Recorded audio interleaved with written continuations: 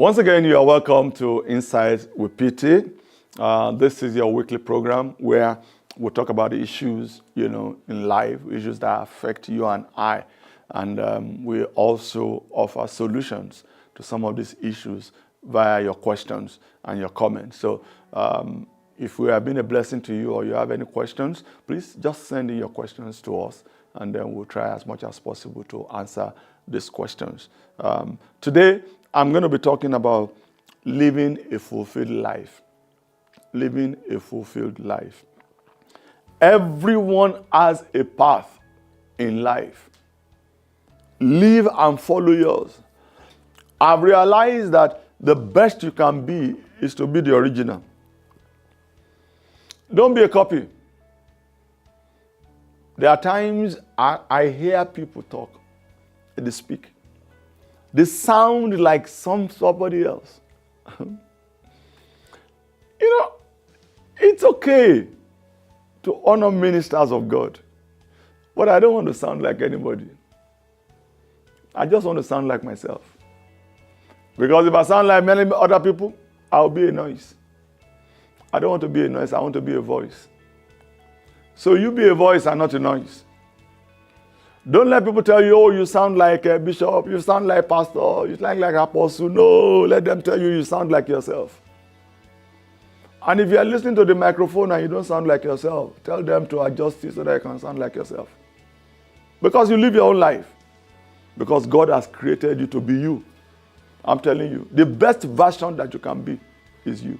Now, can that version improve? Yes.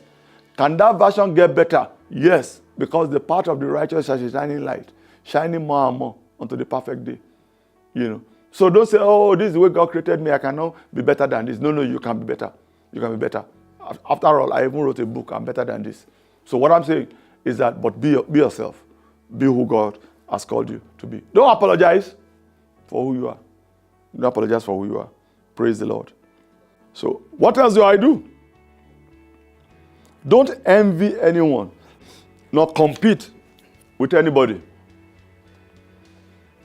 If you are going to compete at all, compete with your own potential. Ask yourself, is this the best I can be? Is this the best I can be? Don't envy anybody. I celebrate people. When I see somebody buy a new car, a new house, the church is growing, things are happening in their lives, they get married, I celebrate them. I'm happy for you. Because I know my own too will come. It's just a question of time. And that's it.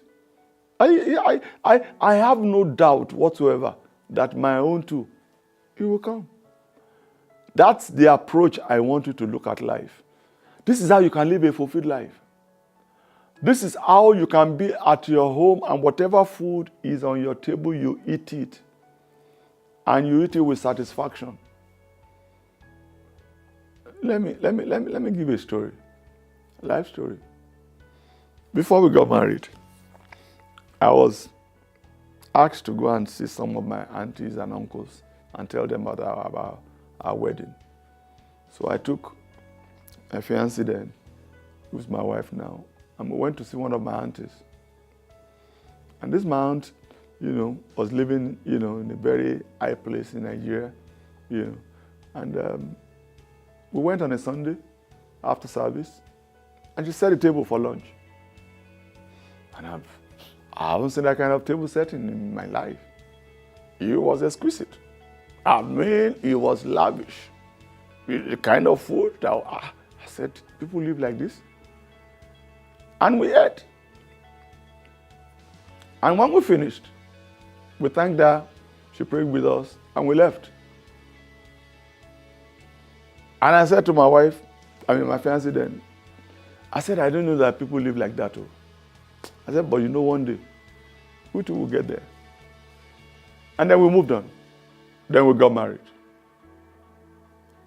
2 or 3 years into our marriage, we were eating. My wife said to me on the table, she said, have you looked at what you are eating? I looked at it, I said, yeah. She said, what do you think? I said, it's okay. He said, is there anything different in what you are eating? I said, this is good food.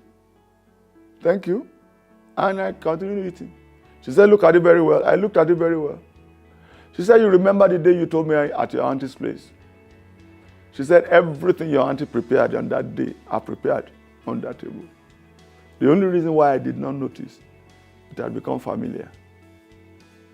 I'm talking about living a fulfilled life. I'm telling you, where you are today used to be your prayer point. Live a fulfilled life. Be satisfied. One of my best scriptures in the Bible is godliness with contentment. It's great gain. Don't be pushed by whatever anybody is doing. If you like, fly your plane. If you like, fly it upside down. It's okay. If God says I'm going to fly a plane, I will fly. If they say I'm not going to, it's okay. That doesn't make anything. After all, I will not walk from here to Britain. I will still fly a plane. So it doesn't matter. So, finally, how can I live a fulfilled life? Make sure you serve. Because the one who serves is greater than the one who is being served. When the disciples came to Jesus, they were arguing, who is the greatest? Jesus said the one that is serving is greater than the one who is being served. No matter the money you get, no matter the position you attain in life, make service a watchword. Because the more you serve, the more you are being fulfilled in life. You are created for service. Don't lord it over anybody. Just serve. I have seen some rich people serve. And I've said to myself, God, help me. If I ever make the kind of money these people have, that I'll be so humble to also be able to serve. Because there's something about money and riches and success. It pops up. It makes you feel as if you are invincible and you are better than everybody else. And in actual fact, nobody is better than anyone. God created us all equal. It's just based on opportunity. Like the Bible says that time and chance happening to them all. May chance favor you. And as it favors you, make sure you live a fulfilled life. And don't forget others as you are going up. God bless you. When next time I see you, I'll see you at the top. Peace. Thank you for watching and listening to Insights with PT, our weekly podcast streaming every week at the same time. Join us next week for the continuation of this program.